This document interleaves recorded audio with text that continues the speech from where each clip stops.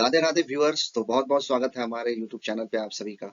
और गाइस, जैसा कि आपको पता है कि सीएजी की रिपोर्ट फाइनली दिल्ली विधानसभा में आ गई मतलब कि बहुत ही लंबे इंतजार के बाद आखिरकार फाइनली बीजेपी जो नई सरकार जो दिल्ली में बनी है वो सीएजी की रिपोर्ट लेकर आ गई है। तो क्या क्या सीएजी रिपोर्ट में दावे किए जा रहे हैं, क्या क्या एलिगेशंस लगाए जा रहे हैं पुरानी सरकारों पे, वो सारी चीजें हम इस वीडियो में कवर करने वाले हैं। तो वीडियो के अंत तक जरूर बने रहिएगा, ठीक है। तो चलिए वीडियो को हम शुरू करते हैं। तो सबसे पहले बात करते हैं भाई कि सीएजी होता क्या है। देखो, सीएजी होता है controller auditor general of India, ठीक है। अगर हम बात करें तो इंडिया की सबसे पावरफुल पोस्ट की अगर नजर डालें तो सीएजी की जो अगर पोस्ट की अगर हम बात करते हैं तो ये बहुत पावरफुल पोस्ट मानी जाती है इंडिया के अंदर। सबसे ज्यादा पावरफुल अगर पोस्ट की अगर हम बात करें तो देखो, प्रेसिडेंट होते हैं, प्रेसिडेंट तो होते ही हैं, वाइस प्रेसिडेंट होते हैं, इसके अलावा सीजीआई होते हैं जो चीफ जस्टिस ऑफ इंडिया होते हैं। इसके अगर मतलब कि आप सीजीआई के इक्विवेलेंट अगर सीएजी को रखते हैं तो गलत नहीं होगा। सीएजी के पास इतना पावर होता है कैसे, अभी मैं आपको बताता हूँ। देखो, इनके पास तो कॉन्स्टिट्यूशनल पावर है ही। जब आप आर्टिकल 148 से लेकर 151 आप पढ़ेंगे तो आप पाएंगे कि इनके पास क्या क्या पावर्स हैं और क्या क्या चीजें इनको अलॉट की गई है। इनके टेन्योर्स की अगर हम बात करें तो 6 साल का इनका टेन्योर होता है, ठीक है। या तो एज 65। देखो, अगर कोई 50 की उम्र में अगर सीएजी बन जाता है, क्या ऑफ इंडिया बन जाता है, तो वो सिर्फ 6 साल ही वो सर्विस दे पाएगा अपना, यानी कि 56 के ईयर में वो रिटायर हो जाएगा, ठीक है। ये रिटायर हो जाएगा। वही अगर हम बात कर लेते हैं कि कोई 62 की एज में अगर बनता है, ठीक है, तो वो 65 की एज में वो रिटायर हो जाएगा।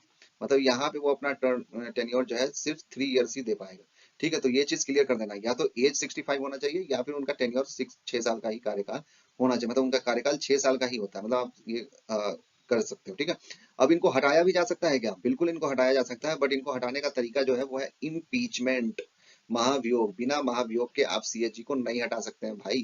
तो यही यही जो चीज है ये इनको बहुत ही पावरफुल बनाता है, ठीक है। पावरफुल पोस्ट मतलब कि इंडिया में कुछ एक ऐसे लोग हैं जिनको हटाने के लिए महाभियोग लाया जाता है, जिसमें से एक सीएजी भी है, ठीक है। चुनिंदा मतलब आप कह सकते हैं कि उंगली पे गिनने वाले पोस्ट है, वो मैं कभी दूसरी वीडियो में आपको कवर कर दूंगा कि कौन कौन से लोग हैं, ठीक है। काम की बात करें तो जनरली सेंट्रल और स्टेट गवर्नमेंट के जो भी अकाउंट्स के रिकॉर्ड हैं उनका लेखा जोखा का काम जो है वो सीएजी करती है, ठीक है। इसके अलावा जब सीएजी इन्वेस्टिगेट करती है कोई चीज तो फिर वो क्या करती है, मतलब ये भी एक क्वेश्चन है ना कि भाई सीएजी अगर इन्वेस्टिगेट करती है तो फिर वो कैसे करती है और रिपोर्ट जो है वो किसको हैंड ओवर करती है। तो देखो, जब भी ये इन्वेस्टिगेट करेगी ना तो सेंट्रल लेवल पे प्रेसिडेंट को और स्टेट लेवल पे गवर्नर को ये अपनी रिपोर्ट देती है, ठीक है।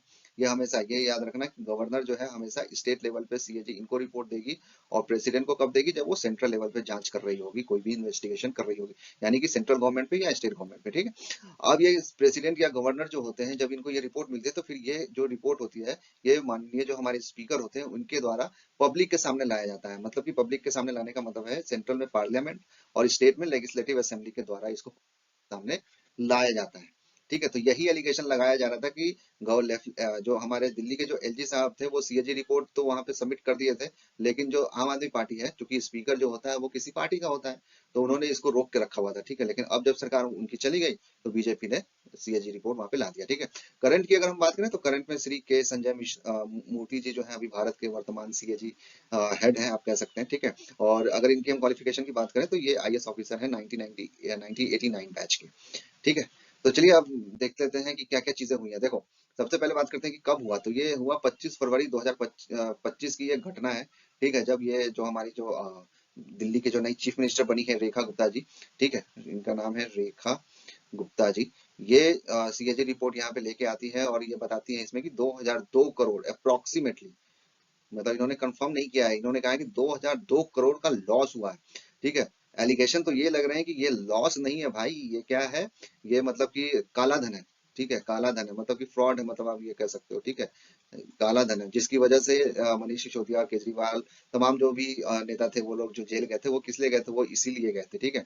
ये लॉस नहीं है, मतलब बीजेपी का कहना है कि ये लॉस नहीं है, ये बहुत बड़ा स्कैम है, ठीक है। रेवेन्यू लॉस के बारे में क्या कहा गया है सीएजी की रिपोर्ट में, देखो सबसे पहले बात करते हैं कि क्या क्या कहा गया। तो सबसे पहले उन्होंने कहा है कि 890 करोड़ का जो लॉस है वो टेंडर देने की वजह से हुआ, मतलब टेंडर ना सही तरीके से नहीं मिलने के कारण 890 करोड़ का लॉस हुआ। इसके अलावा 941 941 करोड़ का जो लॉस है वो रेवेन्यू लॉस है। जो रेवेन्यू उम्मीद की जा रही थी वो रेवेन्यू आई नहीं, जिसकी वजह से 941 करोड़ का लॉस हुआ।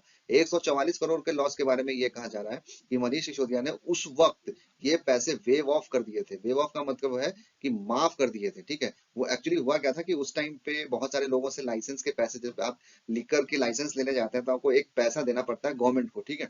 वो पैसा जब आप गवर्नमेंट को आप देते हैं तब आपको उसका लाइसेंस मिलता है एक टाइम पीरियड के लिए, ठीक है। तो बहुत सारे लोगों से पैसे लेने थे, जिसकी अमाउंट टोटल अगर आप करेंगे तो वो 144 करोड़ के आसपास थी, जो कि मनीष सिसोदिया ने बिना किसी अप्रूवल के, बिना लेफ्टिनेंट गवर्नर के अप्रूवल के वेव ऑफ कर दिया था, माफ कर दिया था, जिसकी वजह से ये 144 करोड़ का लॉस हुआ। इसके अलावा एक और लॉस हुआ जो 27 करोड़ का था। तो जब आप इसको टोटल करेंगे तो ये टोटल 2002 करोड़ के आसपास ये बैठता है कि इतने का लॉस हुआ। बट बीजेपी कह रही है कि ये लॉस नहीं हुआ, ये स्कैम हुआ, ये पैसे स्कैम हुए, ठीक है।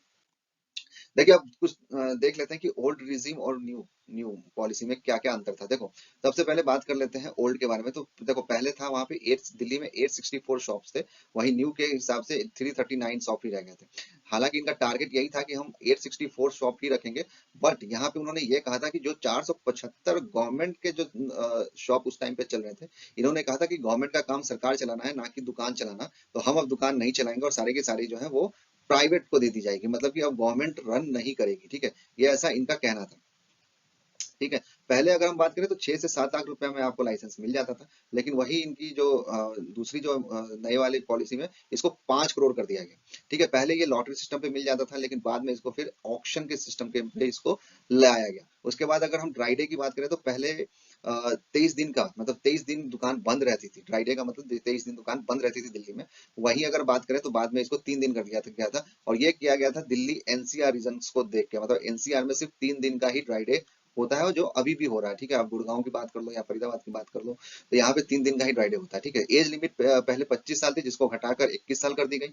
टाइमिंग 8 बजे, 8-9 बजे रात तक दुकानें बंद हो जाती थी, जो कि 3 बजे तक कर दिया गया, ठीक है। तो ये सारी चीजें थी। जब जब इसको लेकर आना चाहती थी दिल्ली गवर्नमेंट, तब उन्होंने क्या किया कि 4 सितंबर 2020 को इन्होंने उस टाइम के एक्साइज कमिश्नर आर एफ गोपी कृष्णा, जो कि एक आईएएस अधिकारी थे, उनको ये कहा कि भाई इसको एक बार गो थ्रू होइए, इसको चेक कीजिए और एक फाइनल रिपोर्ट बना के आप हमको दीजिए, ठीक है। 4 सितंबर 2020 की ये घटना है। उसके बाद 23 अक्टूबर 2020 को ये फाइनल रिपोर्ट बनाते हैं और जाके सबमिट कर देते हैं। उसके बाद फिर फरवरी 2021 में गवर्नमेंट भी इसको कैबिनेट में लेके आ जाती है और कहती है कि मतलब ये तो भाई रेवोल्यूशन है, ये है, वो है, फलाना ढिमकाना है, ये बहुत ही बड़ा चीज लेके आएगा। लेकिन उनको इस उस टाइम तक ये पता नहीं था कि भाई इसकी वजह से बहुत सारे लोगों की लंका लगने वाली है, ठीक है। फिर होता क्या है कि ये आप देख सकते हैं उस टाइम के जो हमारे दिल्ली के वाइस चीफ मिनिस्टर थे मनीष सिसोदिया, उसके अलावा ये शंकर जैन एंड कैलाश गहलोत, इन तीनों को ये रिपोर्ट दी जाती है और कहा जाता है कि आप इसको एक बार गो थ्रू हो जाइए, मतलब कि एक बार रिव्यू इसको जाके कर लीजिए, ठीक है। अगर आपको इसमें लगता है कि कोई चेंजेस करने की जरूरत है तो चेंजेस कर दीजिए,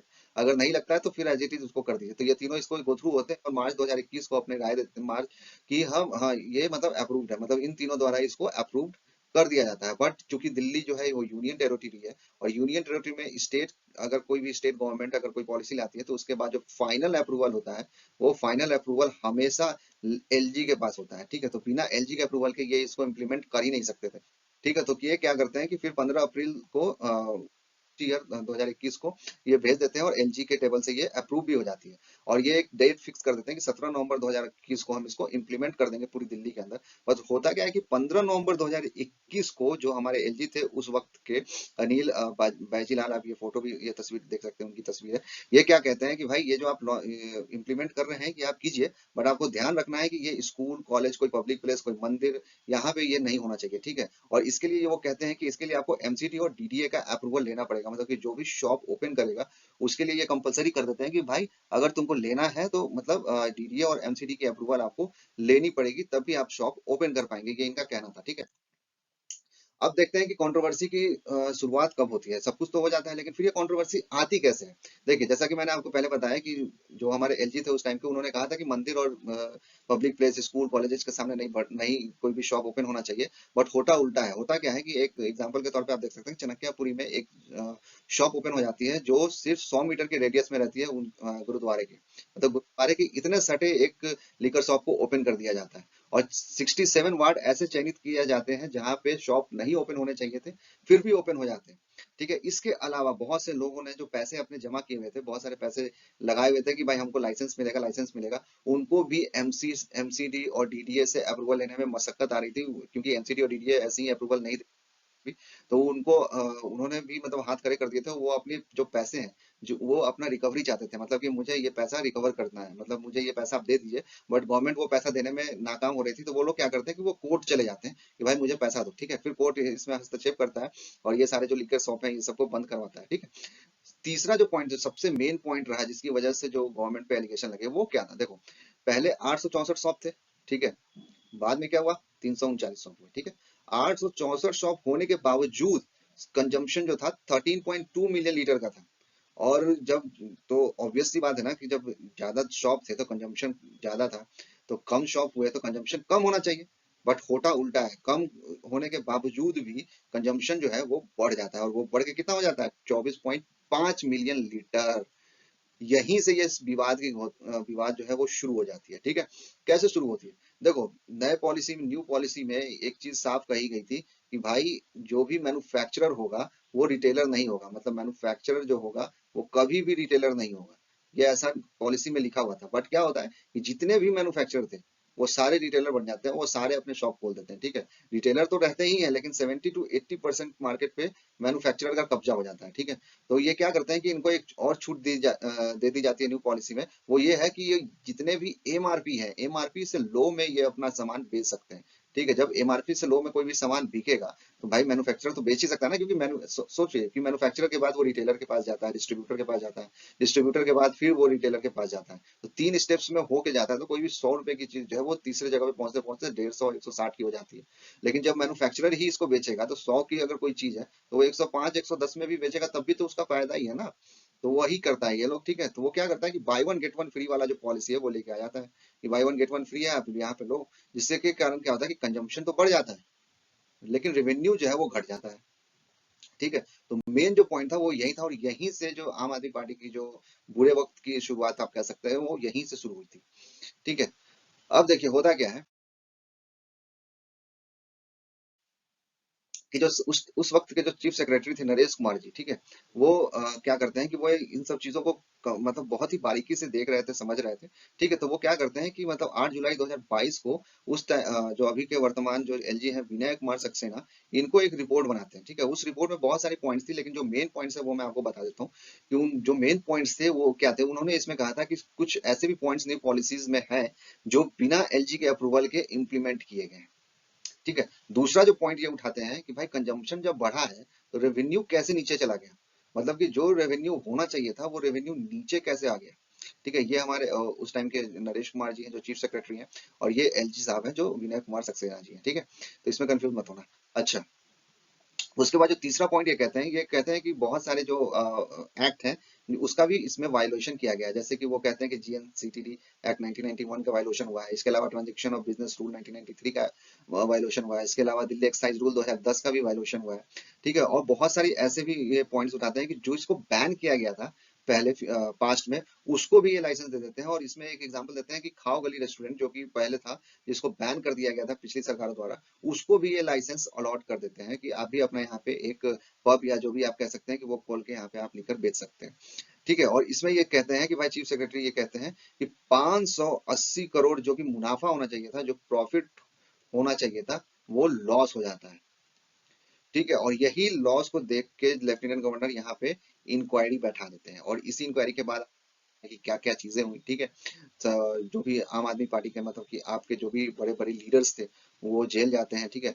और मतलब ईडी हो या फिर सीबीआई हो, तमाम सारी जो भी एजेंसीज हैं वो यहीं से हरकत में आते हैं, इसी रिपोर्ट के बाद हरकत में आती है। और इसके बाद बड़े बड़े एक्शंस जो हैं वो लिए जाते हैं इस आम आदमी पार्टी पे, ठीक है। तो यहीं से जो टर्निंग अराउंड आप कह सकते हैं कि ये जो 8 जुलाई 2022 का जो आप यहाँ पे दिन देख रहे हैं, यही एक टर्निंग पॉइंट था, यहीं से ये सारी चीजें हुई थी, ठीक है। तो यहाँ से चीजें हुई। अगर आपको बहुत इसको डिटेल में समझना है कि कैसे ईडी क्या क्या चीजें हैं, ईडी की रिपोर्ट में क्या चीजें हैं, सीबीआई ने क्या अपनी रिपोर्ट्स में डाला है, अगर वो सारी चीजें आपको डिटेल में जाननी है तो कमेंट सेक्शन में जरूर बताना। वो सारी चीजें मैं आपको समझाने की कोशिश किया कि कैसे ये सारी चीजें आई, कैसे ये सब चीजें हुई, और किस वजह से आम आदमी पार्टी पे ये जो है वो एलिगेशन लगा, और किस इसकी शुरुआत कैसे हुई थी, ठीक है। तो फिलहाल अभी तो यही है कि भाई विधानसभा, जो दिल्ली विधानसभा है, दिल्ली विधानसभा के अंदर अभी इसको पारित कर दिया गया है, मतलब कि ये आ चुका है। ठीक है, अब आगे देखते हैं कि इस पे अब गवर्नमेंट जो है, मतलब दिल्ली की जो अभी करंट गवर्नमेंट है, दिल्ली गवर्नमेंट इस पे क्या एक्शन लेती है, तो ये भी एक देखने वाली बात होगी। लेकिन अगर अब मैं आपको एक चीज तो क्लियर कर दूं कि ये जो चीज है, सीएजी की जो रिपोर्ट है, उसमें जो 2002 करोड़ का जो लॉस है, इससे अरविंद केजरीवाल की मुश्किलें और बढ़ने वाली है। मतलब कि अगर केजरीवाल या टीम, उनकी टीम ये सोच रही है कि भाई नहीं होगा